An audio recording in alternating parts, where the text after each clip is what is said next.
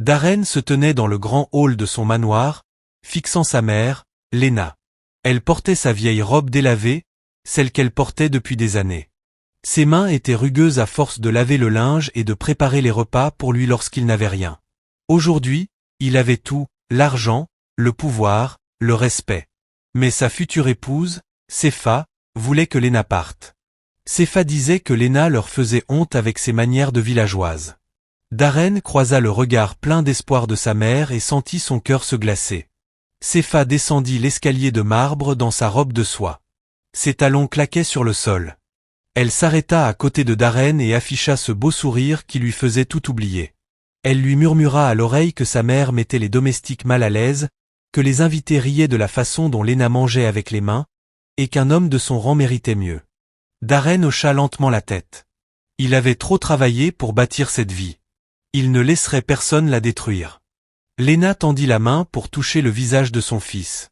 Darren recula. Il lui dit qu'elle devait partir. Les yeux de Lena se remplirent de larmes. Elle demanda où elle irait. Darren sortit une enveloppe remplie d'argent et la lui tendit. Il dit que c'était suffisant pour louer une petite chambre au village. Les mains de Lena tremblaient lorsqu'elle la prit. Elle lui demanda s'il se souvenait du jour où elle avait vendu son alliance pour payer ses frais de scolarité. Darren détourna le regard. Sefa s'éclaircit bruyamment la gorge. Elle rappela à Darren que son père venait dîner et qu'il ne pouvait pas avoir sa pauvre mère en train de servir la nourriture comme une domestique. Darren appela le chauffeur. Il lui ordonna de conduire Lena au village et de l'y laisser. Lena rassembla son petit sac de quelques affaires. Elle avança lentement vers la porte.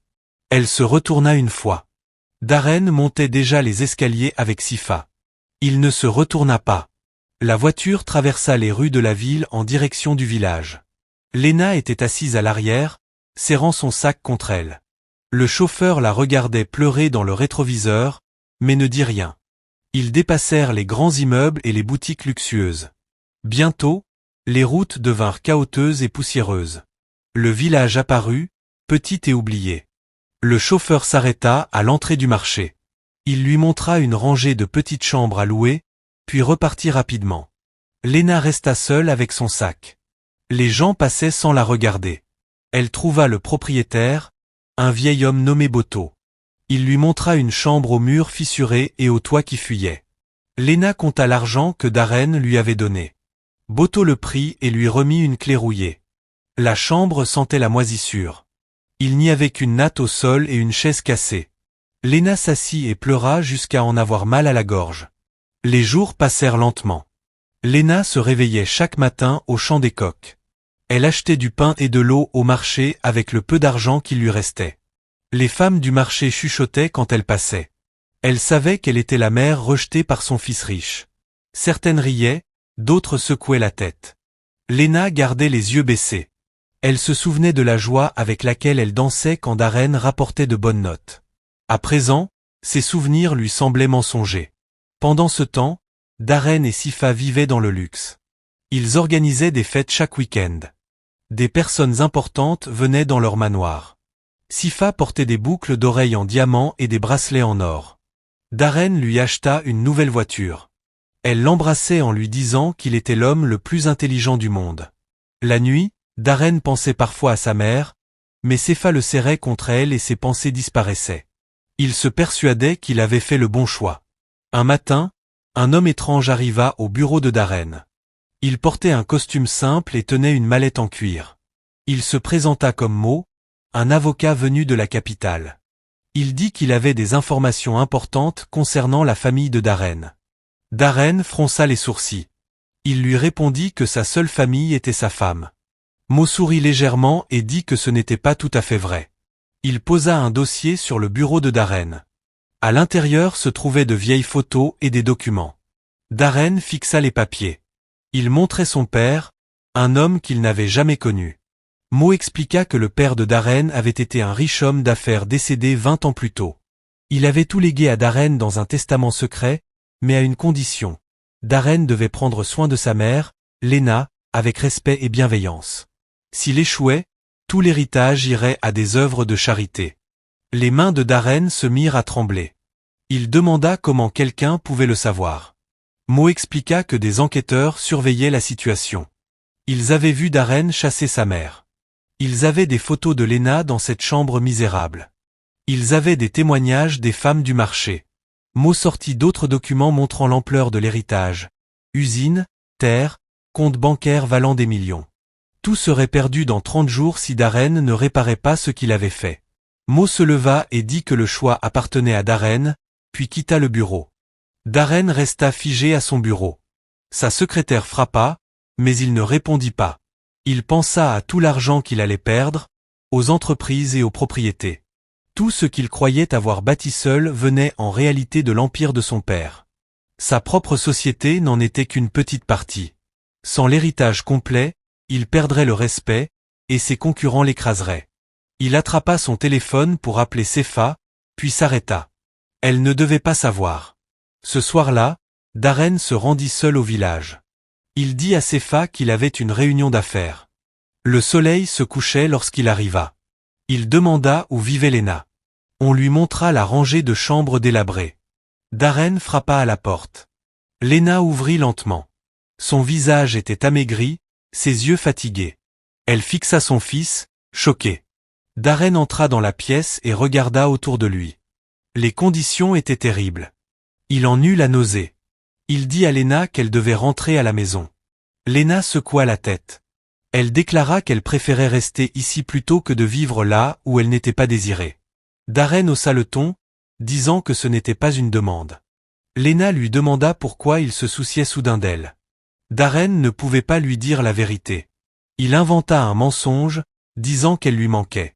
Lena éclata d'un rire amer et le traita de menteur. Elle lui ordonna de partir.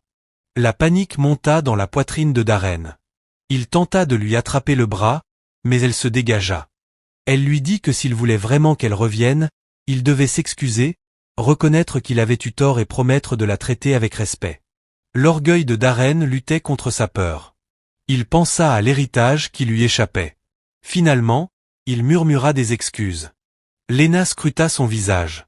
Elle n'y vit aucune émotion sincère, seulement de la peur. Elle lui dit que ses excuses ne valaient rien et lui ordonna de quitter sa chambre. Darren rentra à son manoir tard dans la nuit. Sefa l'attendait dans la chambre. Elle lui demanda où il était allé. Darren répondit qu'il s'agissait de problèmes professionnels. Sefa l'entoura de ses bras et dit que, quoi qu'il arrive, ils s'en sortiraient ensemble. Darren voulut tout lui dire, mais les mots ne vinrent pas. Sefa ne comprendrait jamais. Elle l'avait épousé pour sa richesse et son statut. Si elle connaissait la vérité, elle pourrait partir. Le lendemain matin, Meshko appela Darren. Il lui demanda s'il avait contacté sa mère.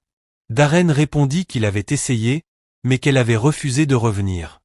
La voix de Meshko se fit glaciale. Il lui dit qu'il lui restait 28 jours. Le testament était clair. Lena devait vivre avec lui, être bien traitée et réellement aimée. Les enquêteurs vérifieraient tout. Si Lena était malheureuse ou maltraitée, l'héritage serait perdu. Meshko lui rappela que le temps pressait, puis raccrocha. Darren n'arrivait plus à se concentrer sur son travail. Il annula des réunions et s'en prit à ses employés. Son assistant lui demanda s'il était malade. Darren s'enferma dans son bureau. Il pensa à dire la vérité à Sefa, mais chaque fois qu'il imaginait sa réaction, il se sentait mal. Elle serait furieuse qu'il lui ait caché un tel secret. Elle lui reprocherait de mettre l'héritage en danger. Peut-être même le quitterait elle. Il ne pouvait pas prendre ce risque. Cet après-midi-là, Darren retourna au village.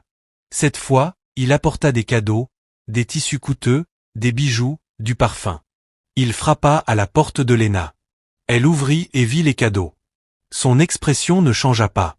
Elle lui demanda ce qu'il voulait maintenant. Darren répondit qu'il voulait arranger les choses. Il dit qu'il lui construirait une belle maison au village. Il lui enverrait de l'argent chaque mois. Elle pourrait vivre confortablement. Mais elle devait dire aux gens qu'il était un bon fils. Lena repoussa les cadeaux vers lui. Elle dit qu'elle ne voulait ni de son argent ni de sa culpabilité. Elle voulait le fils qu'elle avait élevé, le garçon qui la serrait dans ses bras et la remerciait pour chaque sacrifice. Ce garçon-là avait disparu. À sa place se tenait un étranger qui ne pensait qu'à lui-même. Darren sentit la colère monter. Il dit qu'elle était têtue, qu'elle devrait être reconnaissante qu'il lui offre quoi que ce soit. Les yeux de Léna se remplirent de larmes. Elle lui claqua la porte au nez.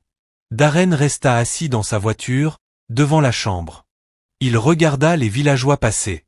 Certains fixaient sa voiture luxueuse. D'autres chuchotaient entre eux. Il se sentit idiot. Il avait tout ce que l'argent pouvait acheter, mais il n'arrivait pas à convaincre sa propre mère de l'aider. Il pensa à la forcer. Peut-être pourrait-il engager des gens pour la contraindre à coopérer. Mais au fond de lui, il savait que les enquêteurs verraient clair dans ce genre de manœuvre. Il voulait une réconciliation sincère, quelque chose qu'il ne savait pas offrir. Les jours passèrent. Darren essaya tout. Il envoya des médecins pour examiner Léna, elle les renvoya. Il proposa de payer le propriétaire pour qu'elle vive sans loyer. Botto refusa, disant que Léna était sa meilleure locataire parce qu'elle ne se plaignait jamais. Darren alla même voir le chef du village. Le chef, un vieil homme nommé Rudo, écouta sa demande, puis éclata de rire. Il dit que Darren avait fait son choix le jour où il avait chassé sa mère. Maintenant, il devait en assumer les conséquences. Dites-nous en commentaire d'où vous regardez. Est-ce New York, Londres, l'Afrique du Sud, la Jamaïque, le Canada ou ailleurs? Nous voulons le savoir. Et si vous appréciez cette histoire, aimez cette vidéo et abonnez-vous à notre chaîne. Partagez-la avec vos amis et votre famille pour que davantage de personnes puissent entendre ce récit. Maintenant, continuons. Sifa commença à remarquer le comportement étrange de Darren. Il était toujours sur son téléphone. Il quittait la maison à des heures inhabituelles. Il mangeait à peine le dîner. Un soir, elle l'affronta et exigea de savoir ce qui se passait. Darren tenta d'éluder. Sifa attrapa son téléphone. Elle vit des appels et des messages venant de numéros qu'elle ne reconnaissait pas. Elle vit des messages parlant de sa mère. Son visage devint rouge de colère.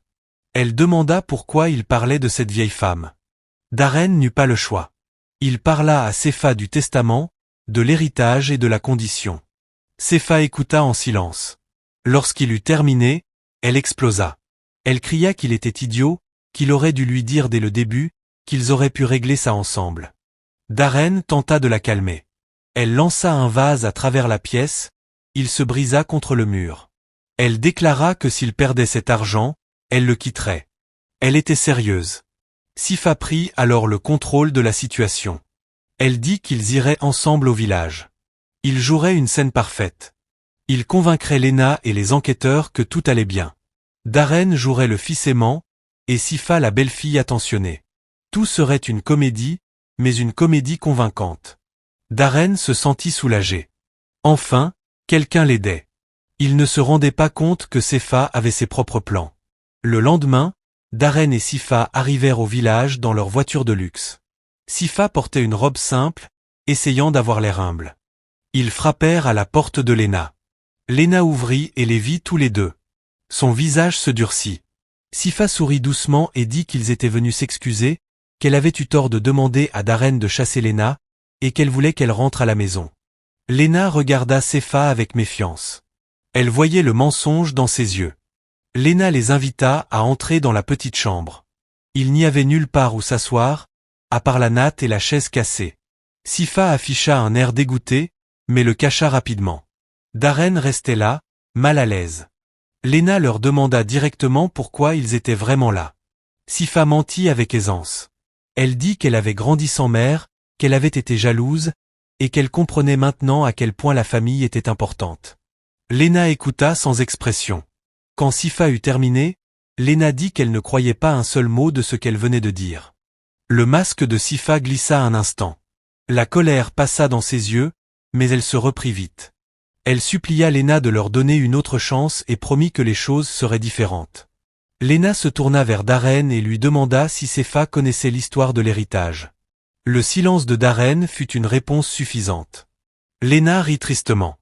Elle dit qu'elle savait que son fils n'avait pas changé. Il ne pensait toujours qu'à l'argent. Elle lui ordonna de partir. Sifa tenta de protester, mais Léna ouvrit la porte et leur montra la sortie. Dans la voiture, Sifa cria sur Darren. Elle dit que sa mère était impossible, que certaines personnes ne pouvaient pas être aidées. Darren défendit faiblement Léna, disant qu'elle avait des raisons de ne pas leur faire confiance. Sifa répondit qu'ils avaient besoin d'un nouveau plan, quelque chose de plus radical. Darren lui demanda ce qu'elle voulait dire. Sifa expliqua qu'il rendrait la vie de Lena au village si difficile qu'elle n'aurait pas d'autre choix que de revenir. Darren se sentit mal à l'aise, mais acquiesça. Le temps pressait. Sifa engagea des gens pour causer des problèmes à Lena. Le propriétaire, Botto, augmenta soudainement son loyer. Les vendeurs du marché augmentèrent leur prix lorsqu'elle venait acheter de la nourriture. Les femmes qui la saluaient autrefois commencèrent à l'ignorer. Lena remarqua ces changements sans en comprendre la raison. Elle compta l'argent qui lui restait et réalisa qu'elle ne pourrait plus rester longtemps. Elle se sentit piégée. Revenir vers Darren signifiait accepter son amour hypocrite, rester signifiait mourir lentement de faim. Un soir, Lena alla chercher de l'eau au puits du village. Un groupe de jeunes hommes lui barra le passage. Ils dirent que le puits était réservé aux habitants du village et que les étrangers devaient payer. Lena expliqua qu'elle vivait ici désormais. Ils rirent et dirent que tout le monde savait qu'elle n'était que la mère rejetée d'un homme riche. L'un d'eux renversa son seau, répandant l'eau. Lena tomba à genoux en essayant d'en sauver un peu. Les gens regardaient, mais personne n'aida. Lena retourna dans sa chambre, trempée et épuisée. Son corps lui faisait mal. Son cœur lui faisait encore plus mal. Elle pensa mettre fin à sa souffrance. Peut-être vaudrait-il mieux disparaître, laisser Darren vivre sa vie sans culpabilité. Puis elle se souvint de toutes les années où elle s'était battue pour lui offrir un avenir. Les 3 emplois qu'elle avait cumulés, la faim qu'elle avait endurée pour qu'il puisse manger. Cette femme-là n'abandonnerait pas. Elle était toujours quelque part en elle. Le lendemain matin, Lena alla voir le chef Rudo. Elle lui raconta tout ce qui se passait, la manière dont on la traitait mal, la hausse constante des prix, et ses soupçons que Darren en était responsable. Rudo caressa sa barbe blanche. Il dit avoir entendu des murmures parlant d'un homme riche qui payait des villageois pour créer des problèmes. Il promit d'enquêter. Lena le remercia et s'en alla. Elle ne savait pas s'il l'aiderait, mais au moins quelqu'un l'écoutait. Rudo convoqua une réunion du village ce soir-là. Tout le monde se rassembla sous le grand arbre au centre du village. Rudo demanda qui avait été payé pour maltraiter Lena. D'abord, personne ne parla. Puis Botto se leva. Il avoua qu'une femme de la ville lui avait donné de l'argent pour augmenter le loyer de Lena. D'autres vendeurs reconnurent la même chose. Les jeunes hommes qui avaient renversé son eau avaient honte. Rudo demanda qui était cette femme de la ville. Quelqu'un dit qu'elle s'appelait Sifa. La nouvelle de la réunion parvint à Darren par son chauffeur, dont la famille vivait au village. Darren affronta Sifa ce soir-là. Il lui demanda si elle avait vraiment payé des villageois pour tourmenter sa mère. Sifa ne nia pas.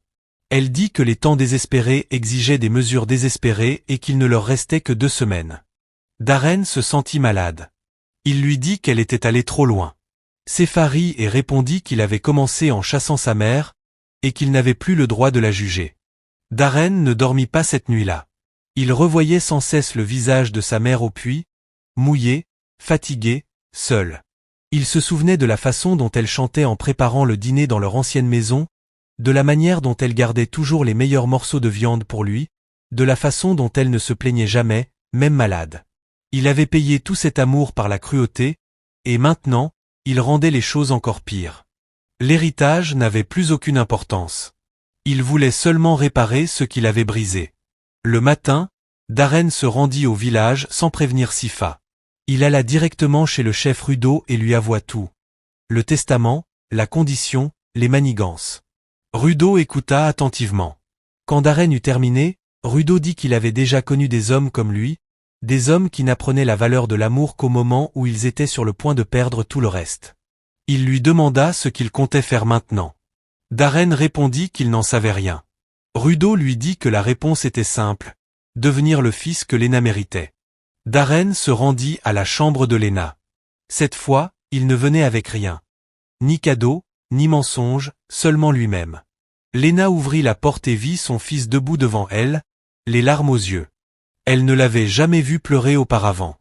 Darren tomba à genoux. Il s'excusa pour tout. Il dit qu'il avait été stupide, que l'argent et le statut l'avaient aveuglé, qu'il avait oublié celle qui lui avait tout donné. Lena resta silencieuse, le regardant pleurer. Darren lui parla du testament. Il expliqua tout, l'héritage, la condition, l'échéance. Il avoua avoir essayé de la tromper pour la faire revenir, que Cépha avait empiré les choses, mais qu'à présent il se moquait de l'argent. Il voulait seulement que sa mère lui pardonne. Léna l'écouta jusqu'au bout. Puis elle lui posa une question. S'il n'y avait pas d'héritage, voudrait-il quand même qu'elle revienne? Darren leva les yeux et répondit oui. Il le pensait sincèrement. Léna l'aida à se relever. Elle le regarda longtemps dans les yeux. Elle y vit un vrai regret, une vraie douleur. Mais elle y vit aussi le même garçon égoïste qui l'avait chassé. Elle lui dit que les mots étaient faciles et que le véritable changement prenait du temps. S'il voulait vraiment son pardon, il devait le prouver, non pas en la ramenant dans son manoir, mais en lui montrant qu'il avait compris ce qui comptait vraiment. Darren demanda comment faire. Léna répondit qu'il le découvrirait. Darren rentra chez lui, confus. Cépha l'attendait. Elle lui demanda si Léna avait accepté de revenir. Darren répondit non. Cépha paniqua. Elle dit qu'il ne leur restait que 10 jours, qu'ils allaient tout perdre. Darren répondit que peut-être il méritait de tout perdre. Cépha le regarda comme s'il était fou. Elle dit qu'il abandonnait, qu'elle ne l'avait pas épousé pour devenir pauvre. Quelque chose se brisa en Darren. Il dit à Cépha que si l'argent était la seule chose qui comptait pour elle, alors peut-être qu'il n'avait jamais eu un vrai mariage.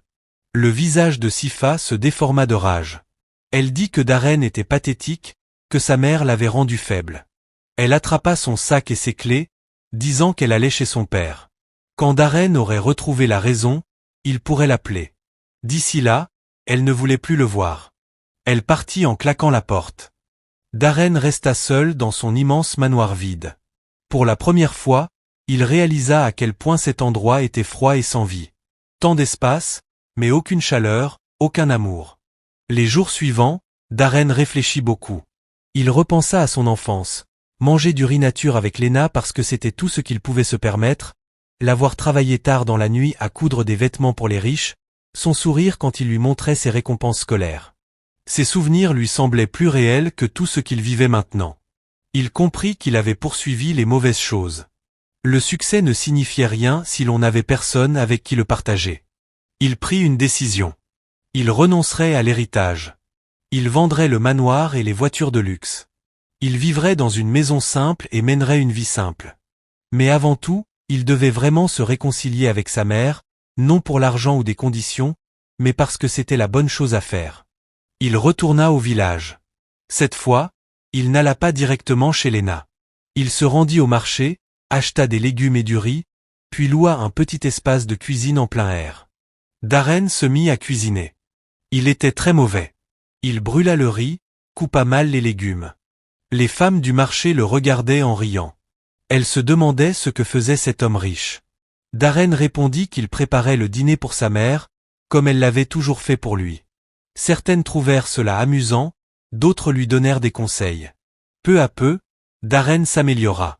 Au coucher du soleil, il avait un plat de riz aux légumes qui semblait à peu près mangeable. Il le porta avec précaution jusqu'à la chambre de Léna. Elle ouvrit la porte et le vit tenant la marmite, de la vapeur s'en échappant. Elle sentit l'odeur. Ce n'était pas parfait, mais c'était fait avec effort. Darren lui dit qu'il avait cuisiné pour elle, qu'il voulait faire pour elle ce qu'elle avait toujours fait pour lui. Les yeux de Léna s'adoucirent. Elle l'invita à entrer. Ils s'assirent sur la natte et mangèrent ensemble. Le riz était un peu brûlé, les légumes coupés de façon inégale, mais Léna dit que c'était le meilleur repas qu'elle ait mangé depuis longtemps. Ils parlèrent en mangeant. Ils parlèrent vraiment.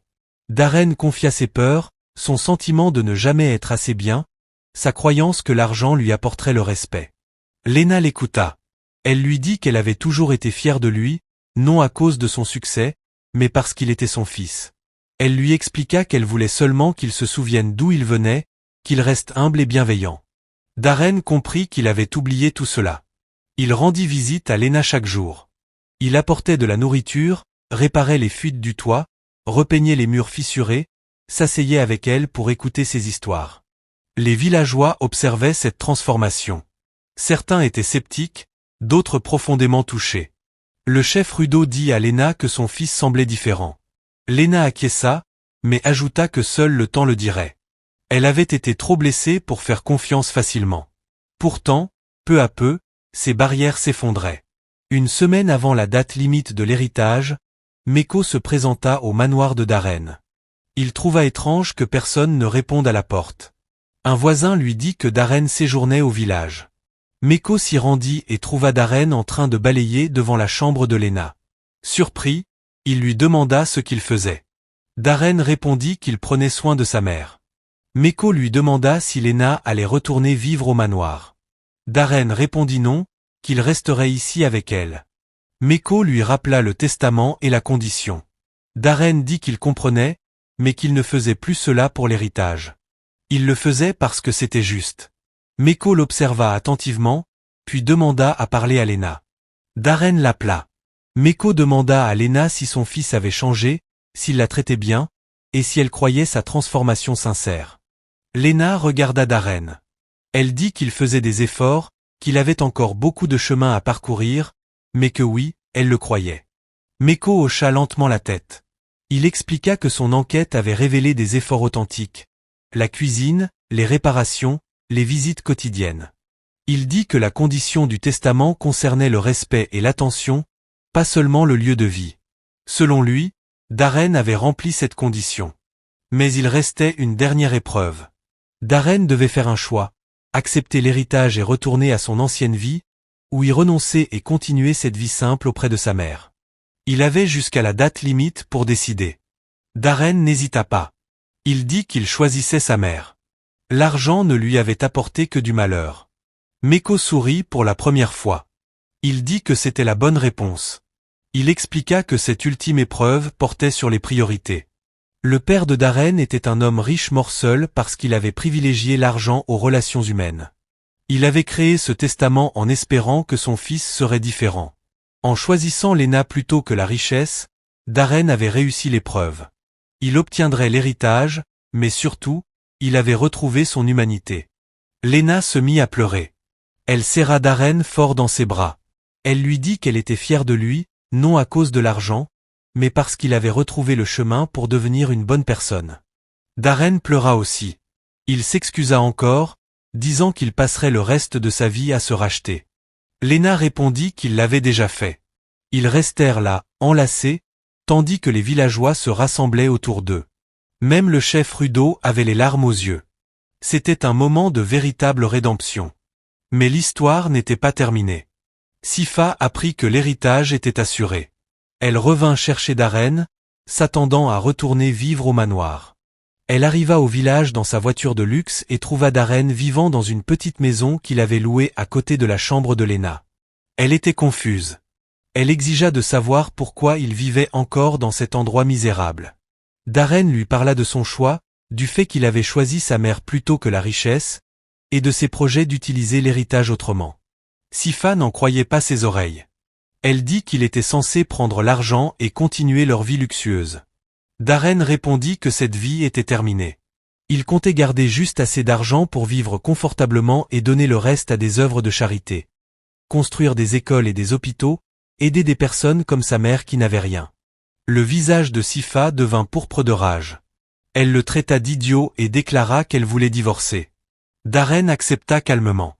Il dit qu'elle méritait quelqu'un capable de lui offrir la vie qu'elle désirait, et que lui n'était plus cet homme. Sifa partit furieuse, menaçant d'avocats et de procès. Darren ressentit un profond soulagement en la regardant s'éloigner. Il comprit qu'il ne l'avait jamais vraiment aimée. Il avait aimé ce qu'elle représentait, la beauté, le statut, la réussite. Mais tout cela était creux. Le véritable amour était celui que Lena lui avait montré. Le sacrifice, la loyauté, le pardon. Il retourna à l'intérieur pour dîner avec sa mère. Ils mangèrent un repas simple et rirent ensemble. Cela ressemblait à un vrai foyer. Les semaines passèrent. Darren commença à travailler sur ses projets caritatifs. Il visita des écoles dans des zones pauvres. Il parla à des malades dans des hôpitaux qui ne pouvaient pas se payer des soins. Il rencontra des familles vivant dans des conditions terribles. Chaque personne lui rappelait les épreuves de sa mère. Il finança des frais médicaux, paya des frais de scolarité et construisit des puits d'eau potable. Le travail était difficile, mais profondément gratifiant. Pour la première fois depuis des années, il sentit que sa vie avait un sens. Léna observa la transformation complète de son fils. Elle l'aida dans ses actions caritatives, cuisinant pour les bénévoles, visitant les familles aidées et priant avec elles. Les villageois la respectaient désormais. Ils l'appelaient Mama Léna et lui demandaient conseil. Elle devint un pilier de la communauté. Darren voyait à quel point elle était heureuse et se sentait reconnaissant d'avoir retrouvé le chemin vers elle avant qu'il ne soit trop tard. Mais les problèmes recommencèrent. Le père de Sefa, un puissant homme d'affaires nommé José, était furieux du divorce. Il s'attendait à ce que sa fille soit mariée à un milliardaire. À la place, elle était humiliée, mariée à un homme qui avait donné sa fortune. José décida de se venger. Il utilisa ses relations pour répandre des mensonges sur Darren. Il racontait que la fondation de Darren était une escroquerie, qu'il volait l'argent des donateurs. Il soudoya des journalistes pour écrire de faux articles. Bientôt, la réputation de Darren fut détruite. Ceux qui l'avaient autrefois loué commencèrent à douter de lui. Les donateurs retirèrent leur soutien. Les bénévoles partirent. Les écoles refusèrent ses financements. Les hôpitaux rejetèrent son aide. Darren tenta de se défendre, mais les mensonges se répandaient plus vite que la vérité. Il vit ses projets caritatifs s'effondrer. Des bâtiments à moitié construits, des factures médicales impayées, des frais de scolarité rejetés. Il se sentit impuissant. Toutes ses bonnes intentions étaient anéanties par la colère d'un seul homme puissant. Léna vit son fils lutter.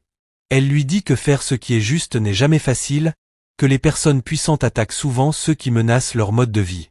José représentait tout ce qui n'allait pas dans le monde, l'avidité, l'orgueil, la vengeance. Mais Darren représentait quelque chose de meilleur. L'espoir, le changement, le sacrifice. Elle dit qu'ils allaient riposter, non pas avec de l'argent ou du pouvoir, mais avec la vérité. Darren demanda comment. Léna répondit qu'il montrerait aux gens les résultats réels de leur travail. Les actes parlaient plus fort que les mensonges. Ils rassemblèrent tous ceux qui avaient été aidés par la fondation de Darren.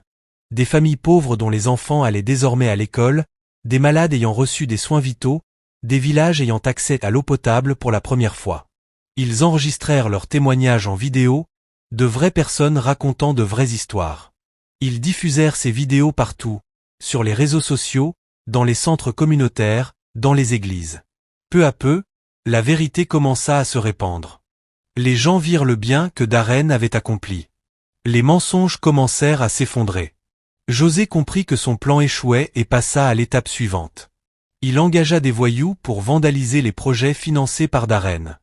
Des fenêtres d'école furent brisées. Des pompes à eau furent endommagées.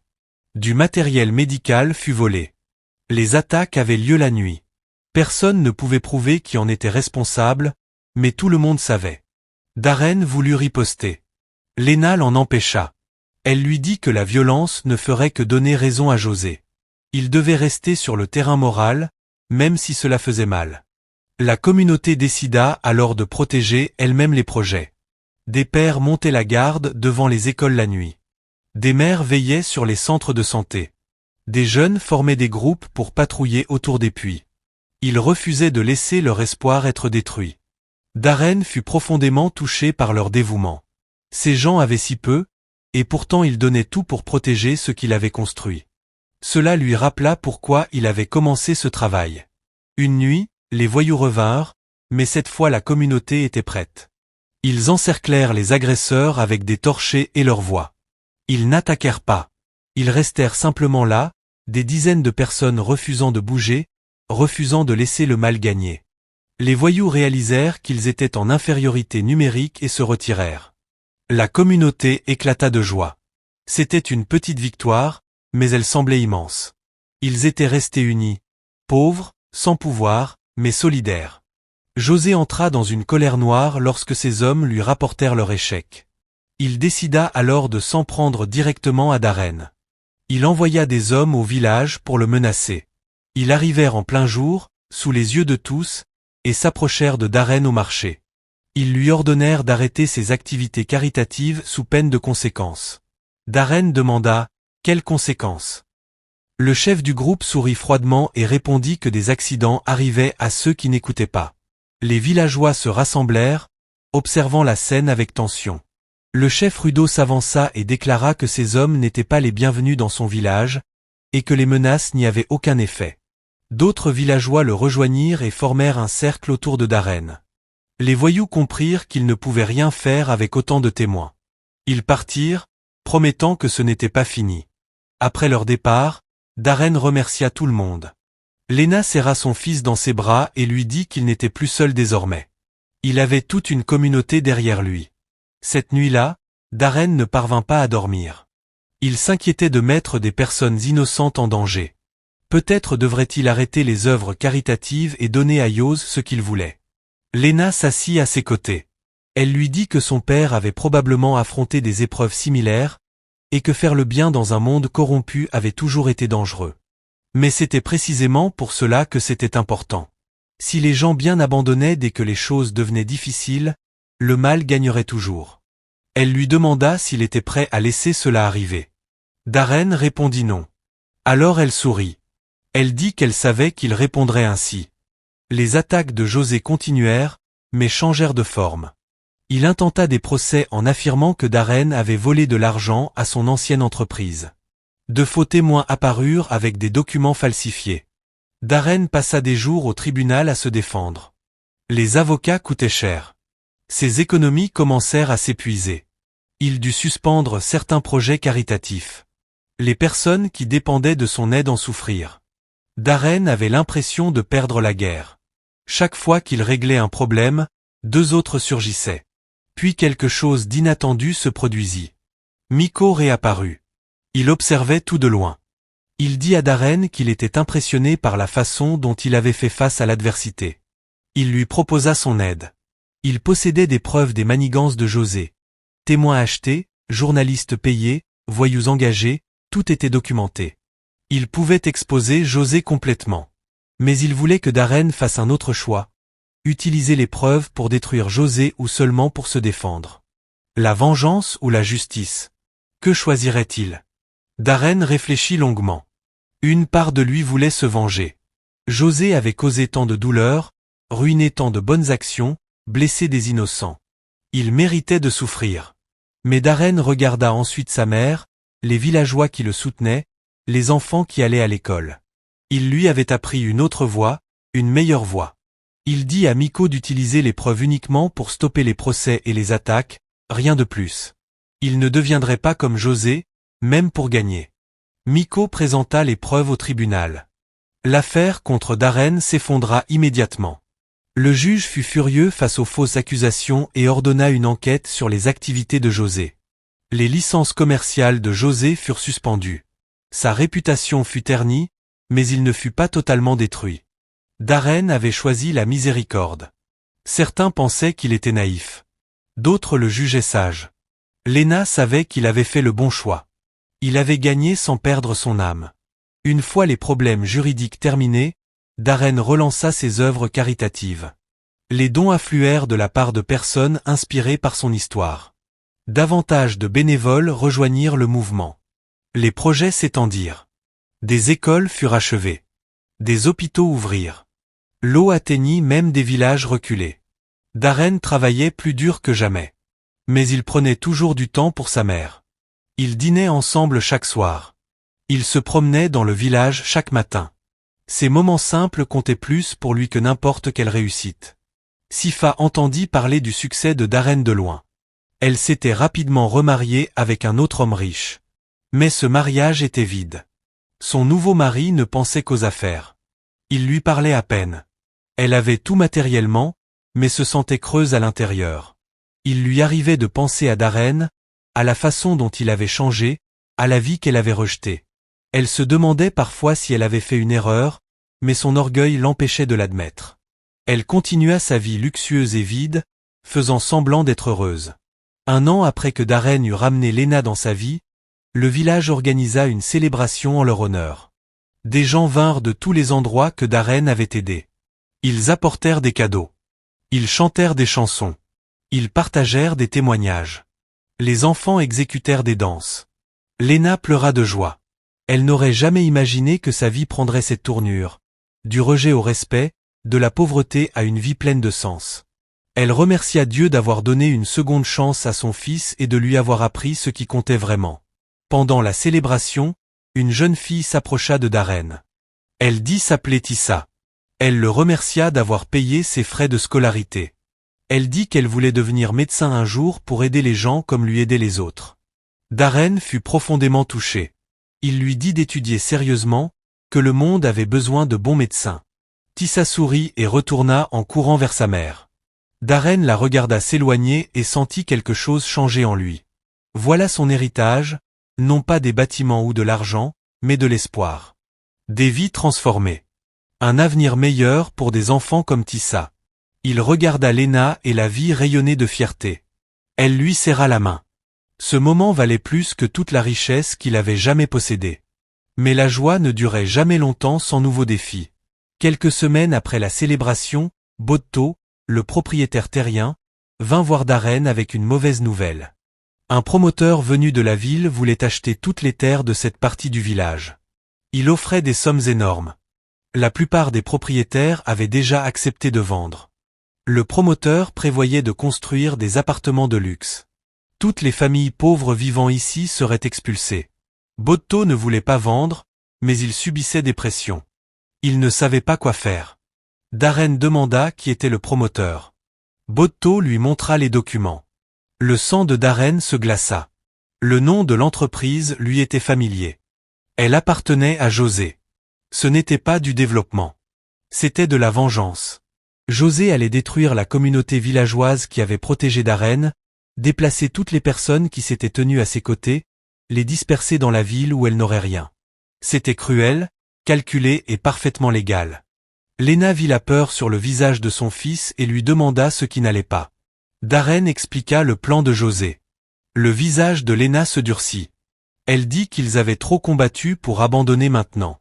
Ils trouveraient un moyen d'arrêter cela.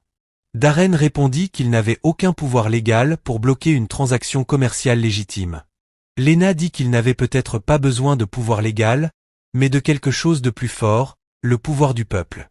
La communauté les avait sauvés auparavant. Peut-être pouvait-elle se sauver elle-même maintenant. Ils convoquèrent une réunion du village ce soir-là. Tout le monde vint. Darren expliqua la situation. S'ils laissaient les ventes se faire, ils perdraient tout leur maison. José était derrière tout cela. C'était une attaque contre tous, pas seulement contre lui. Les gens étaient en colère. Certains voulaient se battre. D'autres se sentaient impuissants. Comment de pauvres villageois pouvaient-ils arrêter un riche promoteur? Le chef Rudo leva la main pour demander le silence. Il dit que se battre ne fonctionnerait pas, mais refuser de partir, peut-être. Il expliqua une ancienne loi du village. Si la majorité des habitants refusaient de vendre, le projet ne pourrait pas aboutir. Les terres bénéficiaient de protection communautaire, car elles avaient été désignées pour des familles à faible revenu par le gouvernement des décennies plus tôt. Les promoteurs ne pouvaient construire que s'ils obtenaient le consentement d'au moins 75% des résidents. Pour l'instant, José en avait environ 60%. S'il pouvait convaincre encore quelques personnes de refuser, il pourrait l'arrêter. Darren sentit l'espoir renaître. Il demanda qui avait déjà accepté de vendre. Botto nomma les familles. La plupart étaient désespérées par le besoin d'argent. Elles avaient des proches malades ou des dettes. Elles voyaient la vente comme leur seul échappatoire à la pauvreté. Darren comprenait. Il ne pouvait pas leur reprocher de vouloir une vie meilleure. Mais il savait aussi que prendre l'argent de José ne résoudrait pas leurs problèmes. Elles seraient déplacées dans des zones sans communauté, sans soutien. Elles seraient seules et vulnérables. Lena suggéra de rendre visite personnellement à chaque famille, de leur parler, de comprendre leur situation, et de voir si la fondation de Darren pouvait aider à répondre à leurs besoins spécifiques. S'il pouvait résoudre les problèmes qui poussaient ces gens à vendre, peut-être changerait-il d'avis. Ce ne serait pas facile. Cela prendrait du temps et des ressources, mais c'était mieux que d'abandonner. Darren accepta. Ils commencèrent à dresser une liste des familles à visiter. Le lendemain matin, Darren et Lena se rendirent à la première maison. Une femme nommée Farah y vivait avec ses 3 enfants. Son mari était décédé 2 ans plus tôt. Elle travaillait comme femme de ménage, mais gagnait à peine de quoi nourrir sa famille. José lui offrit assez d'argent pour louer une chambre en ville et lancer un petit commerce. Elle avait déjà signé les papiers. Elle s'excusa, mais dit qu'elle devait penser à l'avenir de ses enfants. Léna demanda à Farah quel genre d'activité elle voulait créer. Farah répondit qu'elle savait bien coudre. Elle rêvait d'avoir une machine à coudre et de fabriquer des vêtements à vendre, mais les machines coûtaient cher. Darren demanda combien. Farah donna un montant. C'était bien moins que ce que José lui offrait. Darren dit qu'il lui achèterait une machine à coudre et lui louerait un espace de boutique dans le village. Elle pourrait lancer son activité ici, garder sa maison et rester avec sa communauté. Farah se mit à pleurer. Elle demanda pourquoi Darren ferait cela pour elle alors qu'il la connaissait à peine. Darren répondit que c'était parce qu'ils étaient voisins. Parce que la communauté signifiait prendre soin les uns des autres. Parce que la réussite de l'un était la réussite de tous. Farah accepta d'annuler la vente à José. Elle perdrait un peu d'argent, mais gagnerait quelque chose de bien plus précieux. La sécurité, l'appartenance, l'espoir. Darren raya son nom de la liste. Une famille sauvée. Beaucoup d'autres restaient à convaincre. Ils visitèrent famille après famille. Chacune avait une histoire différente, des difficultés différentes. Un homme nommé Keto avait besoin d'argent pour l'opération de sa mère. Darren arrangea pour que l'hôpital la prenne en charge gratuitement grâce à ses contacts caritatifs. Un jeune couple devait rembourser des dettes liées à leur mariage. Darren négocia avec leurs créanciers et mit en place un plan de paiement. Une femme âgée voulait rendre visite à sa fille dans une autre région avant de mourir. Darren lui acheta un billet de bus et lui donna de l'argent pour le voyage. Peu à peu, les gens commencèrent à annuler leur vente à José. Le pourcentage passa de 60 à 55, puis à 50. Il se rapprochait du seuil pour bloquer le projet. Mais certaines familles refusaient toujours de céder. Elles ne faisaient pas confiance à Darren. Elles pensaient que son aide était temporaire, qu'il les abandonnerait comme sa mère avait été abandonnée. Ces familles avaient trop souffert. Leur scepticisme était une armure. Darren comprenait, mais ne savait pas comment la briser. L'une de ces familles était dirigée par un homme nommé Gazu. Il était amer et en colère. La vie l'avait brisé. Il avait travaillé dur toute sa vie et n'avait rien à montrer. L'offre de José était la première vraie chance qu'il avait jamais eue. Il se fichait de la communauté ou de la loyauté. Il voulait de l'argent et il voulait partir. Quand Darren vint lui rendre visite, Gazu lui claqua la porte au nez. Il cria que les riches n'aidaient que lorsque cela les avantageait. Que Darren se lasserait de jouer au héros et partirait. Et alors, que deviendrait-il? Darren frappa de nouveau.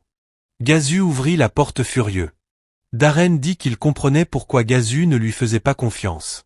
Qu'il avait donné aux gens des raisons de douter de lui lorsqu'il avait chassé sa propre mère. Mais qu'il était différent maintenant.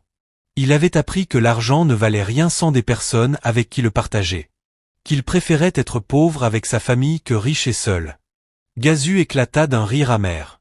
Il dit que c'était de belles paroles, mais que les paroles ne payaient pas les factures.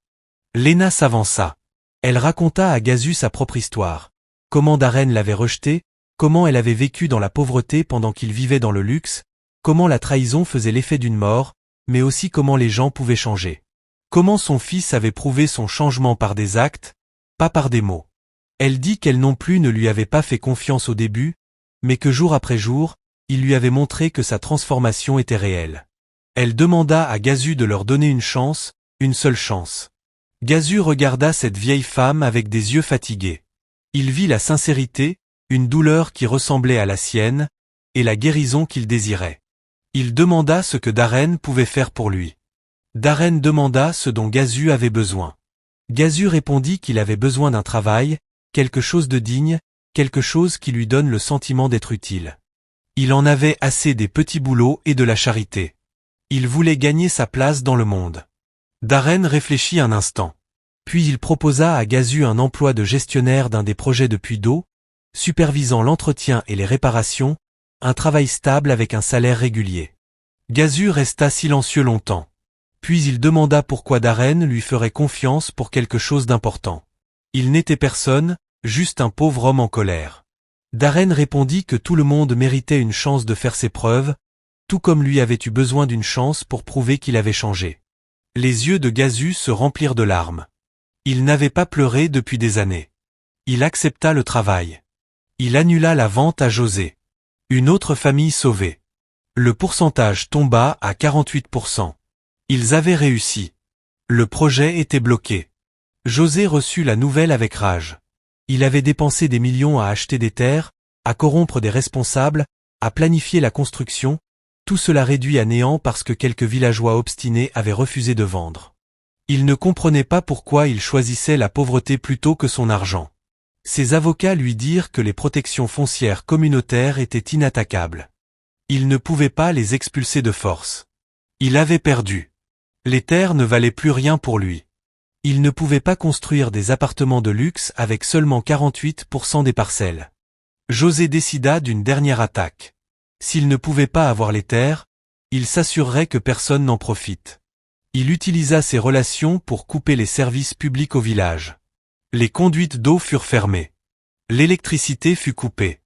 Les routes ne furent plus entretenues. Il dit aux autorités que le village était dissous à cause de l'échec du projet. C'était un mensonge, mais son argent le transforma en vérité. Le village commença à souffrir. Certains regrettèrent d'avoir refusé son offre. Peut-être avait-il fait une erreur. Darren observait la souffrance et se sentait responsable. Ces gens s'étaient tenus à ses côtés et maintenant ils étaient punis. Il se réunit avec le chef Rudo et d'autres leaders communautaires. Il leur fallait des solutions rapidement. Rudo dit qu'il devrait faire appel à des autorités gouvernementales plus élevées et exposer la corruption de José, mais cela prendrait des mois, peut-être des années. Entre-temps, les gens avaient besoin d'eau et d'électricité. Darren dit alors qu'ils devraient créer leur propre solution, devenir autosuffisants. Ce serait difficile, mais possible. Ils commencèrent par l'eau. Darren utilisa les fonds caritatifs pour creuser des puits plus profonds. Il installa des pompes manuelles et des systèmes de filtration. Ce n'était pas aussi pratique que l'eau courante, mais cela fonctionnait. Pour l'électricité, il acheta des panneaux solaires et des batteries. Chaque maison eut un éclairage de base et la possibilité de recharger les téléphones. Pour les routes, la communauté organisa des travaux collectifs. Chacun apporta sa main-d'œuvre. Ils rebouchèrent les nids de poules avec des pierres et du sable. Ce n'était pas parfait, mais c'était à eux. Ils ne dépendaient plus de José ni de fonctionnaires corrompus. La transformation prit des mois. Le village devint un modèle d'autosuffisance. La nouvelle se répandit. Des journalistes vinrent documenter ce qu'ils avaient accompli. Comment une communauté s'était dressée contre un promoteur puissant et avait survécu. D'autres villages confrontés à des menaces similaires demandèrent conseil. Darren et Lena voyagèrent pour partager ce qu'ils avaient appris. Ils aidèrent des communautés à s'organiser, à résister aux expulsions, à défendre leurs droits. Le mouvement grandit au-delà d'eux. Il devint quelque chose de beau et de puissant. José regardait sa réputation s'effondrer. Les médias le présentaient comme un méchant, un promoteur cupide qui s'en prenait aux communautés pauvres. Ses partenaires commerciaux prirent leur distance. Ses soutiens politiques l'abandonnèrent. Il perdit des contrats. La valeur de son entreprise chuta. Tout ce qu'il avait bâti par des méthodes impitoyables s'écroulait. Il blâma Darren pour tout. Sa haine devint une obsession. Il passait des nuits blanches à planifier une vengeance ultime, quelque chose qui détruirait Darren complètement. Puis José tomba malade. Cela commença par de la fatigue, puis des douleurs, puis des examens révélèrent un cancer. Agressif et avancé. Les médecins lui donnèrent quelques mois à vivre, peut-être un an avec un traitement. José était assis dans son bureau luxueux, entouré de richesses inutiles, et il avait peur. La mort ne se souciait ni de l'argent ni du pouvoir. Il mourait comme tout le monde, seul, oublié. Son empire serait partagé entre des gens qui ne l'avaient jamais aimé. Sa fille Sifa appelait à peine. Sa vie lui sembla soudain vide. Dans ces derniers mois, José réfléchit à ses choix, aux personnes qu'il avait blessées, aux communautés qu'il avait détruites, aux pots de vin, aux mensonges et à la cruauté. À quoi tout cela avait-il servi? Mourir seul dans une grande maison. Il pensa à Darren, à la manière dont il avait choisi une autre voie, comment il avait donné sa richesse pour gagner quelque chose de plus précieux, comment il était entouré de personnes qui se souciaient réellement de lui. José ressentit quelque chose qu'il n'avait pas éprouvé depuis des décennies, le regret. Il prit une décision. Il appela ses avocats et leur ordonna d'abandonner toutes les procédures contre Darren dans le village, de rétablir les services publics et de faire des dons anonymes à la fondation caritative de Darren. Les avocats furent surpris, mais obéirent. Puis José fit quelque chose d'inattendu. Il demanda à visiter le village pour voir ce qu'il avait tenté de détruire, pour rencontrer l'homme qu'il avait vaincu. Son chauffeur pensa qu'il délirait à cause des médicaments, mais José insista. Il voulait voir cela avant de mourir. La voiture arriva au village un matin calme. Les villageois reconnurent José et la tension monta. La nouvelle se répandit rapidement. Les gens se rassemblèrent, certains avec colère, d'autres avec curiosité. José sortit lentement de la voiture. Il paraissait mince et faible. Le cancer se lisait sur son visage. Il demanda à voir Darren. Quelqu'un alla le chercher. Darren arriva avec Lena. Il vit son ennemi, mourant, brisé, humain. Il ressentit de la pitié plutôt que de la satisfaction. José s'excusa. Il dit qu'il avait passé sa vie à poursuivre de mauvaises choses. Qu'il était devenu un monstre. Que Darren lui avait montré une meilleure voie, mais trop tard. Il demanda pardon. Non pas parce qu'il le méritait, mais parce qu'il avait besoin de savoir que la rédemption était possible, même pour quelqu'un comme lui. Darren regarda sa mère. Lena hocha légèrement la tête. Darren dit à José qu'il lui pardonnait, qu'il n'était jamais trop tard pour changer, que le temps qui lui restait pouvait encore avoir un sens. José demanda comment. Darren répondit, en réparant ses torts, en utilisant l'influence qui lui restait pour aider les gens au lieu de leur nuire. José dit que son entreprise était en chaos, que sa santé déclinait. Que pouvait-il faire? Lena prit la parole. Elle dit qu'il pouvait commencer par sa fille, Sifa. Elle était perdue comme lui l'avait été, poursuivant le vide. S'il pouvait lui transmettre ce qu'il avait appris, peut-être qu'elle ne gaspillerait pas toute sa vie comme lui. Peut-être qu'une seule âme sauvée suffirait. José pleura. Il les remercia. Il quitta le village différent de la manière dont il y était arrivé. Il retourna en ville et appela Sifa. Elle vint à contre-cœur. Il lui raconta tout, sa maladie, ses regrets, Darren et le village, la véritable richesse mesurée par les relations et non par l'argent. Sifa écouta avec scepticisme. Mais voir son père pleurer brisa quelque chose en elle. Elle ne l'avait jamais vu vulnérable. Elle commença à remettre en question ses propres choix, son propre vide. José mourut 3 mois plus tard. À ses funérailles, Darren et Lena étaient présents. Sifa fut surprise de les voir. Elle les remercia d'être venus, d'avoir pardonné à son père, de lui avoir donné la paix. À la fin, Darren dit que tout le monde méritait une chance de rédemption. Sifa demanda si cela l'incluait, elle aussi. Darren répondit oui, si elle voulait réellement changer. Sifa admit qu'elle ne savait pas comment. Toute sa vie avait été faite d'apparence. Elle ne savait pas qui elle était sans la richesse et le statut. Lena l'invita à visiter le village pour voir comment les gens vivaient avec un sens malgré la pauvreté. Sifa accepta avec hésitation. Elle vint la semaine suivante. Elle vit des enfants jouer dans des vêtements propres, des familles manger ensemble, des voisins s'entraider. Les gens avaient si peu, mais semblaient si heureux. Cela la troubla. Elle demanda à Darren comment ils pouvaient être heureux sans rien. Darren répondit qu'ils avaient tout ce qui comptait. L'amour, la communauté, le sens, des choses que l'argent ne pouvait pas acheter. Sifa resta une semaine au village. Elle aida à cuisiner, joua avec les enfants, écouta des histoires de lutte et de survie. Peu à peu, ses barrières tombèrent. Elle vit à quel point sa vie avait été superficielle. Comment elle avait jugé les gens par leur richesse plutôt que par leur caractère. Comment elle avait abandonné quelque chose de réel avec Darren pour quelque chose de faux avec son second mari. Elle avoua à Lena qu'elle avait commis de terribles erreurs, qu'elle ne savait pas si elle pouvait changer comme José et Darren l'avaient fait.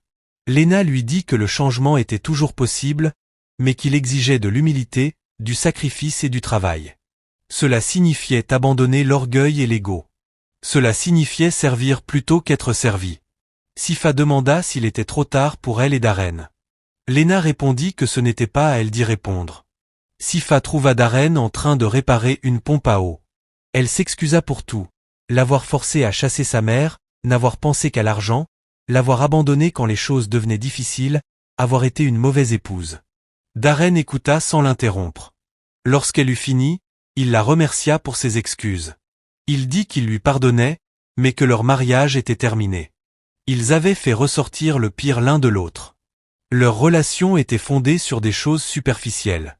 Le véritable amour nécessitait des bases plus profondes, qu'il n'avait pas. Sifa fut blessée, mais elle savait qu'il avait raison.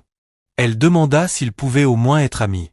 Darren répondit que peut-être un jour, mais qu'elle devait d'abord se trouver elle-même, découvrir qui elle était sans que la richesse la définisse. Sifa retourna en ville changée, mais confuse. Elle divorça de son second mari. Elle vendit ses objets coûteux. Elle s'installa dans un petit appartement. Elle commença à faire du bénévolat dans un refuge pour femmes sans abri. Le travail était difficile et humiliant. Les femmes là-bas se moquaient qu'elle ait été riche autrefois. Elles avaient juste besoin d'aide. Peu à peu, Sifa trouva un sens à sa vie. Elle apprit des compétences. Cuisiner, nettoyer, écouter, des choses qu'elle n'avait jamais eu à faire. Elle découvrit qu'elle était capable, qu'elle pouvait faire une différence. Que le service apportait une joie que la richesse n'avait jamais donnée. Au village, la vie continua. L'œuvre caritative de Darren s'étendit. Il s'associa à des organisations internationales. Davantage d'écoles furent construites. Davantage d'hôpitaux ouvrirent. Davantage de familles reçurent de l'aide. Mais Darren n'oublia jamais d'où il venait. Il vivait toujours simplement. Il dînait toujours chaque soir avec sa mère. Il parcourait toujours le village en saluant les voisins. Cette fois, la célébrité et le succès ne le changèrent pas. Il avait appris sa leçon. Il n'oublierait plus. Lena vieillit. Ses cheveux devinrent entièrement blancs. Ses mains se couvrirent de rides. Mais son esprit resta fort. Elle était aimée dans tout le village. Les enfants l'appelaient grand-mère. Les adultes cherchaient sa sagesse. Elle passait ses journées à cuisiner pour des événements communautaires, à prier avec les familles, à raconter des histoires aux jeunes. Elle n'avait jamais été aussi heureuse. Elle dit à Darren qu'avoir été rejetée avait été la meilleure chose qui lui soit arrivée, parce que cela avait conduit à sa transformation, à sa rédemption, à la restauration de leur relation. La douleur avait finalement un sens. Un soir, alors qu'il regardait le coucher du soleil, Lena dit à Darren qu'elle était fière de lui. Non pour ses réussites, mais pour son caractère, pour avoir choisi le juste difficile plutôt que le mal facile, pour avoir valorisé les personnes plutôt que les possessions, pour être devenu l'homme qu'elle avait toujours su qu'il pouvait être. Darren lui prit la main. Il dit que rien de tout cela n'aurait été possible sans elle, sans ses sacrifices, son amour et son pardon. Elle l'avait sauvé. Elle sourit et dit qu'ils s'étaient sauvés mutuellement. Les années passèrent paisiblement. Le village prospéra. Les enfants dont Darren avait payé les frais de scolarité obtinrent leur diplôme et devinrent médecins, enseignants, ingénieurs. Ils revinrent servir leur communauté. Le cycle de la pauvreté se brisait. L'espoir remplaçait le désespoir. Tissa, la jeune fille qui voulait devenir médecin, fut acceptée à la faculté de médecine. Darren paya ses études. Elle promit de revenir ouvrir une clinique dans le village. Il la crut. Elle avait ce regard déterminé, celui de quelqu'un qui n'abandonnerait jamais. Gazu, l'homme amer qui avait failli vendre sa maison, devint un leader respecté de la communauté. Le travail que Darren lui avait donné lui avait rendu sa dignité. Il forma des jeunes à l'entretien des systèmes d'eau. Il leur enseigna des compétences et le respect de soi. Il leur racontait son histoire, comment il avait failli renoncer, comment une seule chance avait tout changé, et comment il ne devait jamais sous-estimer leur valeur. Beaucoup de jeunes disaient que Gazu les avait sauvés du désespoir. Il était devenu pour eux ce que quelqu'un avait été pour lui, une seconde chance. L'entreprise de couture de Farah devint prospère. Elle embaucha d'autres femmes du village. Elle fabriquait des uniformes scolaires, des robes, des vêtements traditionnels. Elles gagnaient bien leur vie et soutenaient leur famille avec fierté. Farah disait à tout le monde que Darren lui avait donné bien plus qu'une machine à coudre. Il lui avait donné la confiance en elle, la certitude qu'elle était capable et que ses rêves comptaient. Elle enseigna à ses filles à travailler dur et à aider les autres. Les valeurs que Darren et Lena incarnaient se transmettaient désormais de génération en génération. Botto, le propriétaire terrien, baissa les loyers dans tout le village. Il avait compris que la richesse ne signifiait rien si ses voisins souffraient. Il utilisa ses terres pour créer des jardins communautaires. Les familles cultivaient des légumes ensemble. Elles partageaient les récoltes. Plus personne n'avait faim. Botto disait que voir la communauté s'unir l'avait profondément changé. Avant, il pensait qu'être propriétaire signifiait tirer le maximum de profit. Désormais, il comprenait que cela signifiait être un gardien. Prendre soin des gens, construire quelque chose de durable. Le chef Rudo devint très âgé. Un jour, il demanda à voir Darren à son chevet. Il dit que son temps touchait à sa fin et qu'il voulait parler avant de partir. Darren s'assit près de lui. Rudo expliqua qu'il avait vu beaucoup de gens au cours de sa longue vie riches, pauvres, bons, mauvais mais peu s'étaient transformés comme Darren. De l'égoïsme à l'altruisme, de l'orgueil à l'humilité, de l'égarement à la rédemption. Il dit que l'histoire de Darren serait racontée pendant des générations, comme un rappel que la rédemption est toujours possible, que le changement est toujours à portée de main. Rudo mourut paisiblement cette nuit-là. Le village fut profondément endeuillé. Les funérailles durèrent 3 jours. Des gens vinrent de partout pour rendre hommage. Darren prononça un discours. Il dit que Rudo lui avait appris que le véritable leadership était le service. Que le rôle d'un chef n'était pas de dominer, mais de guider, d'élever et non d'écraser, d'unir et non de diviser. Ces leçons avaient façonné tout ce qu'il avait construit. Il honorerait Rudo en poursuivant cette œuvre, en servant jusqu'à son dernier souffle. La foule applaudit à travers les larmes. Après la mort de Rudo, le village eut besoin d'un nouveau chef. Des élections furent organisées. Beaucoup proposèrent Darren. Il refusa. Il dit qu'il n'était pas originaire du village, que quelqu'un du lieu devait diriger. Mais les villageois insistèrent. Ils dirent qu'il avait mérité sa place. Il avait saigné avec eux, lutté avec eux, souffert avec eux. Il était désormais l'un des leurs. Le sang ne faisait pas la famille. La loyauté, si. Finalement, Darren accepta. Il devint le chef d'Arène. Lena se tenait à ses côtés, rayonnante d'une fierté indescriptible. En tant que chef, Darren travailla encore plus dur. Il régla des conflits. Il organisa des projets de développement. Il représenta le village lors de réunions gouvernementales. Il se battit pour les ressources et les droits. Il n'oublia jamais que le leadership était un service. Chaque décision était prise en pensant au bien de la communauté, et non à son confort personnel. Les gens le respectaient profondément, non parce qu'il était riche ou puissant, mais parce qu'il se souciait réellement d'eux. Ce respect avait été gagné par des années d'action constante. Sifa poursuivit son chemin en ville. Elle devint directrice du centre d'accueil pour sans-abri. Elle leva des fonds. Elle forma le personnel. Elle accompagna personnellement des femmes fuyant la violence et l'addiction. Elle trouva sa vocation. Parfois, elle pensait à la vie qu'elle avait gâchée, aux années passées à courir après des choses vides de sens. Mais le regret était inutile. Seule l'action comptait. Elle ne pouvait pas changer le passé, mais elle pouvait façonner l'avenir. Une femme sauvée à la fois. Une vie restaurée à la fois. C'était suffisant. C'était tout. Un jour, Sifa visita de nouveau le village. 5 ans avaient passé. Elle le reconnut à peine. De nouveaux bâtiments, des chemins pavés, des lampadaires solaires, une clinique médicale, une école agrandie. La pauvreté était toujours là, mais l'espoir aussi.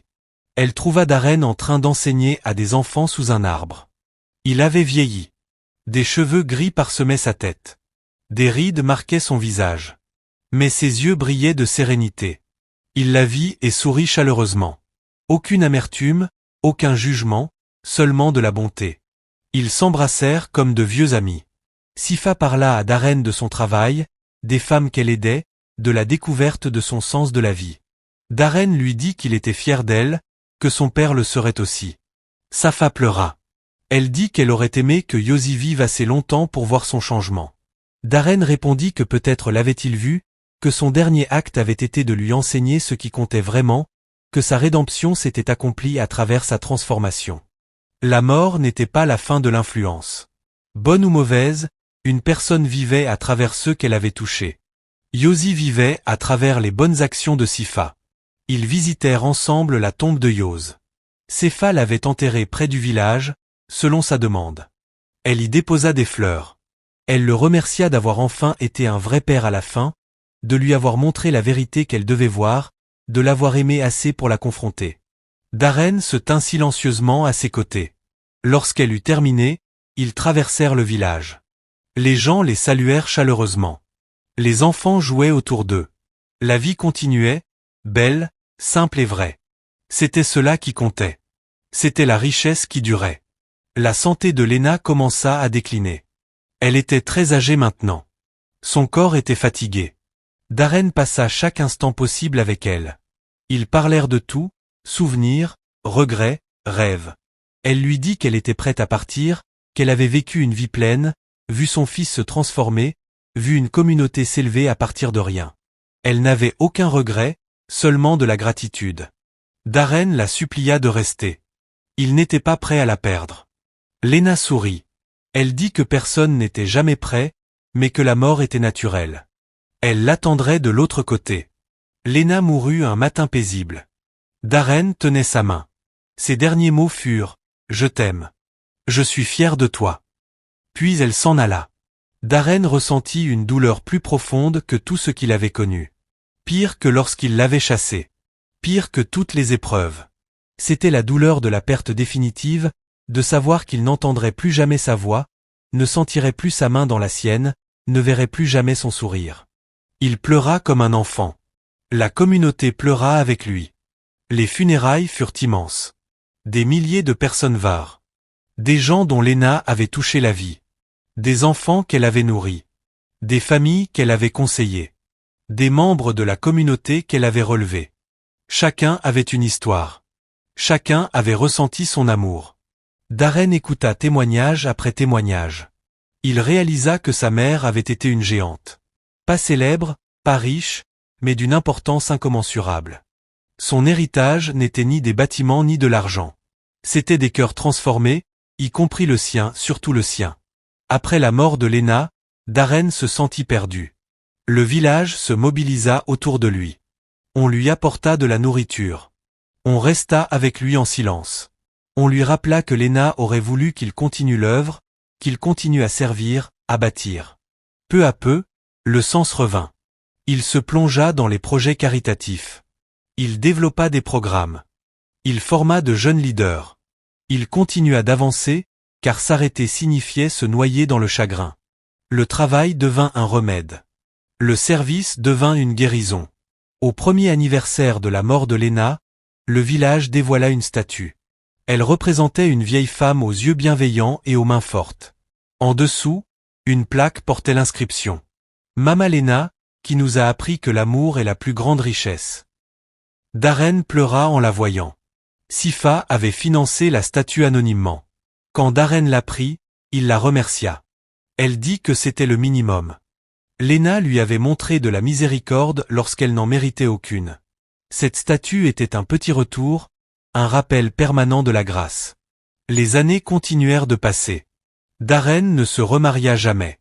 Il disait que son cœur appartenait à son travail et à la mémoire de sa mère. À la place, il adopta des enfants. Des orphelins du village et des environs. Il leur donna une éducation, de l'amour, des opportunités. Il l'appelait père. Il leur enseigna ce que Léna lui avait appris, que la richesse était une responsabilité, que le privilège servait à aider les autres, que le caractère comptait plus que le statut. Ses enfants grandirent différemment. Ils portèrent les valeurs de Léna dans la génération suivante. Tissa termina ses études de médecine en tête de sa promotion. Elle revint au village comme promis. Elle ouvrit une clinique avec le soutien de Darren. Des soins médicaux gratuits pour tous ceux qui en avaient besoin. Elle travailla de longues heures. Elle sauva des vies. Elle forma des agents de santé communautaire. Elle devint célèbre dans les milieux médicaux pour son approche communautaire. Des journalistes l'interviewèrent. Elle crédita toujours Darren et Léna. Elle disait qu'il l'avait sauvée en premier. Maintenant, elle sauvait les autres. Le cycle continuait. Le village devint un modèle. Étudié dans le monde entier. Des universités envoyèrent des chercheurs. Des gouvernements envoyèrent des responsables. Des ONG envoyèrent des équipes. Tout le monde voulait comprendre comment cette communauté s'était transformée. Comment elle avait résisté au déplacement. Comment elle avait bâti l'autosuffisance. Comment elle avait créé un changement durable. Darren faisait visiter le village. Il expliquait leurs principes, appropriation communautaire, action collective, leadership au service des autres, développement fondé sur les valeurs. Les gens prenaient des notes. Certains appliquaient ces idées.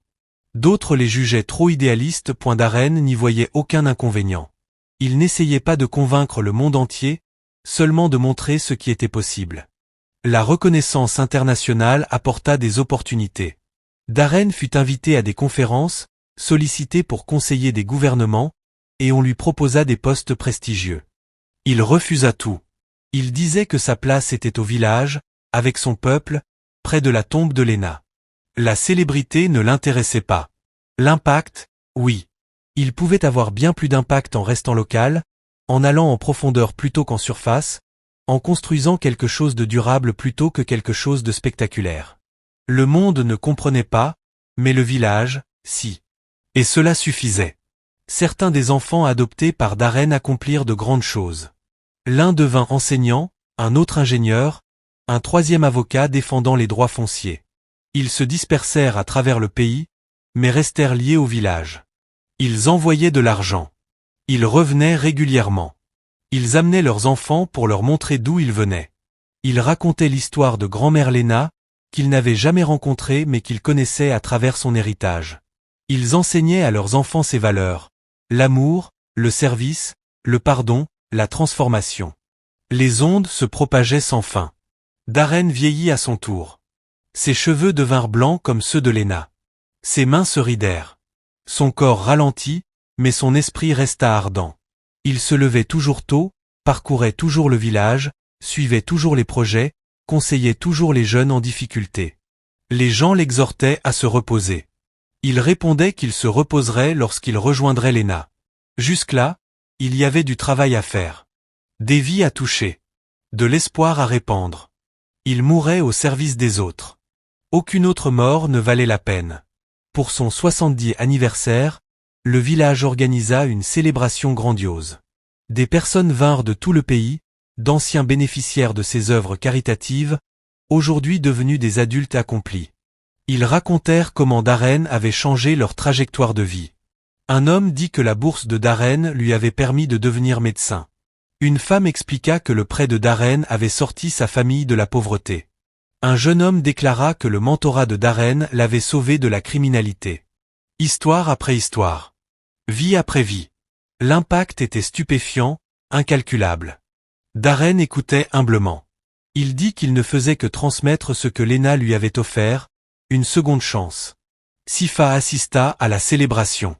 Elle aussi était âgée désormais, aux cheveux grisonnants et au visage doux. Son centre d'accueil avait aidé des milliers de femmes au fil des décennies. Elle ne s'était jamais remariée. Comme Darren, elle avait trouvé un sens à la vie plus profond que la romance.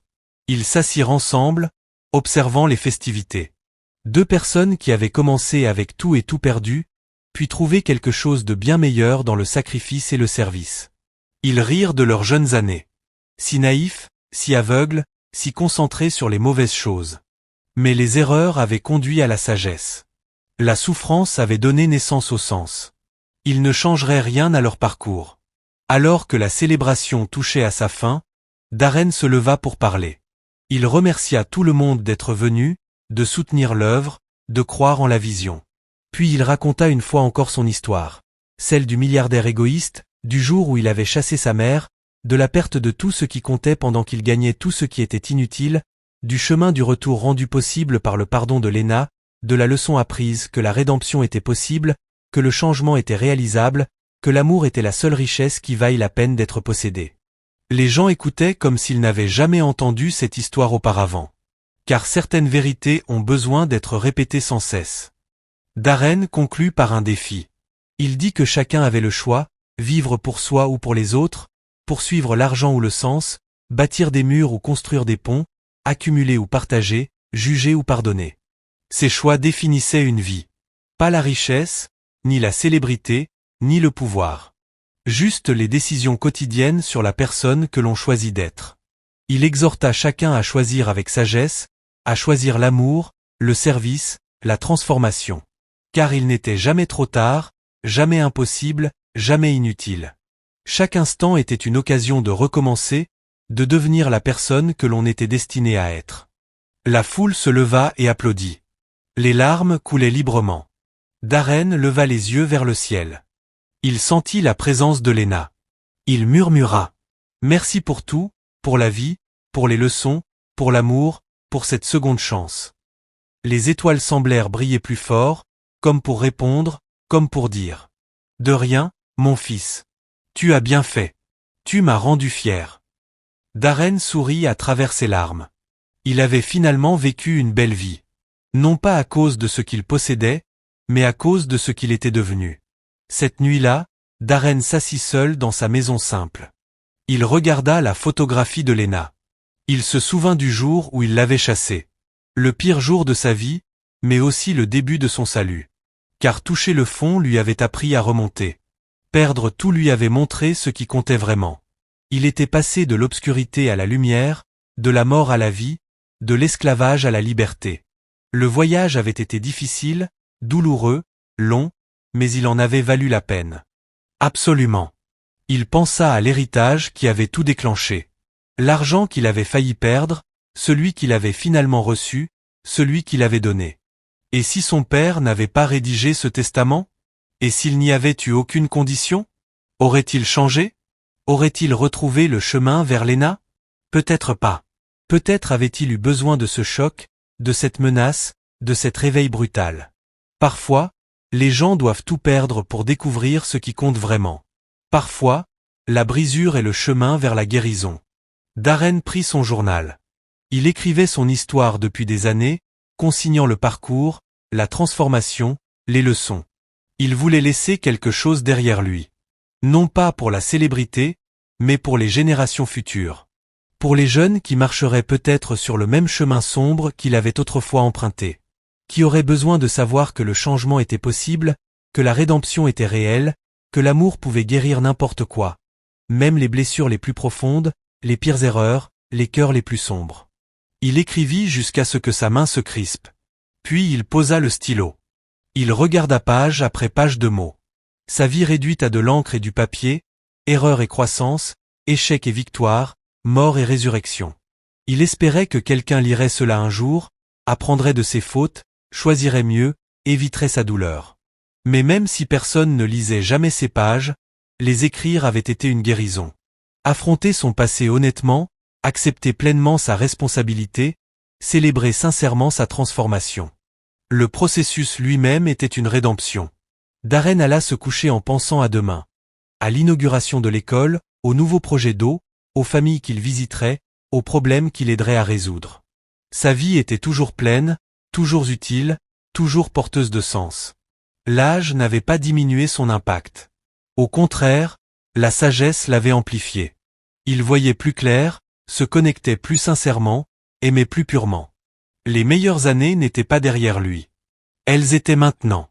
Cet instant, ce souffle, ce battement de cœur, tout était don, tout était grâce, tout était magnifique. Cette nuit-là, il rêva de Lena. Elle était jeune à nouveau, souriante, dansant. Elle lui prit la main. Elle lui dit qu'elle l'attendait, mais pas encore. Il avait encore du travail à faire. Des gens à aider. De l'amour à donner. Quand le moment viendrait, elle serait là. Les bras ouverts, le cœur plein, prête à l'accueillir chez lui. Jusque-là, continue. Continue de servir. Continue d'aimer. Fais que chaque jour compte. Darren se réveilla avec des larmes sur les joues. Il ressentait une paix profonde et totale. Il était exactement là où il devait être. Merci de nous avoir regardés.